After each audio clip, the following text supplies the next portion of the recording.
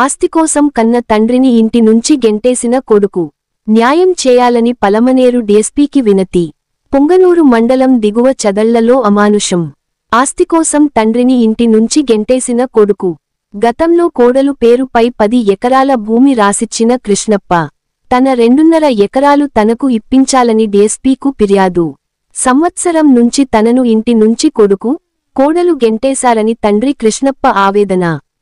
తనకు న్యాయం చేయాలని పలమనేరు డీఎస్పీని వేడుకున్న తండ్రి కృష్ణప్ప. న్యాయం చేస్తానని హామీ ఇచ్చిన పలమనేరు డీఎస్పీ ప్రభాకర్. చదల్ల జి కృష్ణప్ప, మా నాయన పేరు రామయ్య. నా పేరు 10 ఎకరాలు ఉండింది. రెండో కొడుకు ఇచ్చేసిన దేవరాజ కాదు అని పెండ్లాన్ పేరుతో రాసుకోండేది రాజిక. నన్ను ఇంట్లో నింటే సంవత్సరం ఎప్పుడో నెట్టేసినారు. ఇంకో 2.5 ఎకరం ఉంటే అది కూడా మోసం చేసి రాసుకునేసినారు. నా 2.5 ఎకరా నాకు ఇప్పించవలసిందిగా ప్రార్థన చేసుకుంటా ఉన్నాను. నాకేం దిక్కు లేదు, భార్య లేదు, బిడ్డలు లేదు, ఎవరు లేదు.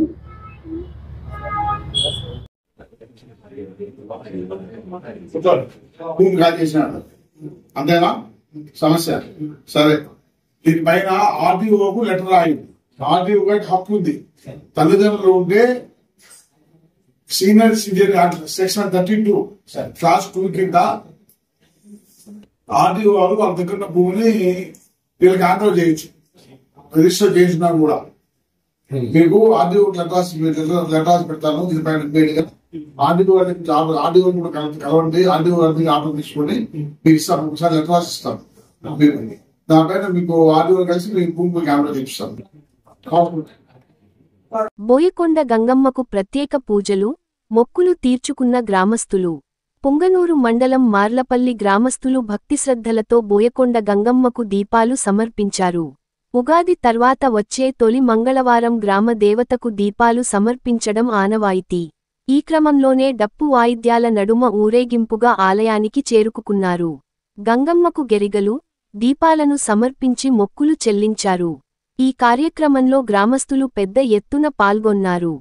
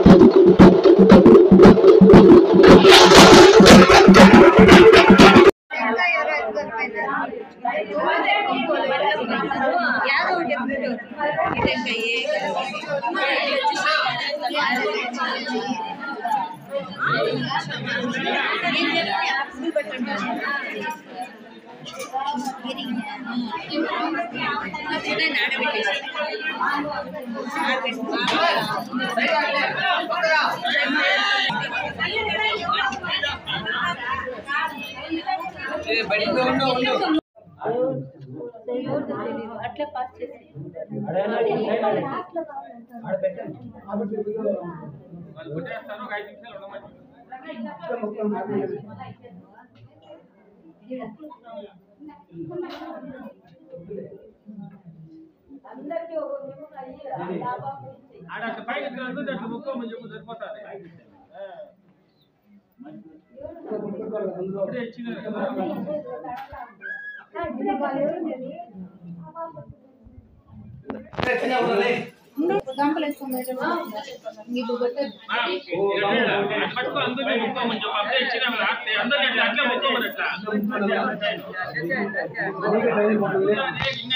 సదుం మండలంలో పర్యటించిన పుంగనూరు నియోజకవర్గ టిడిపి ఇన్ఛార్జ్ చల్లా బాబు.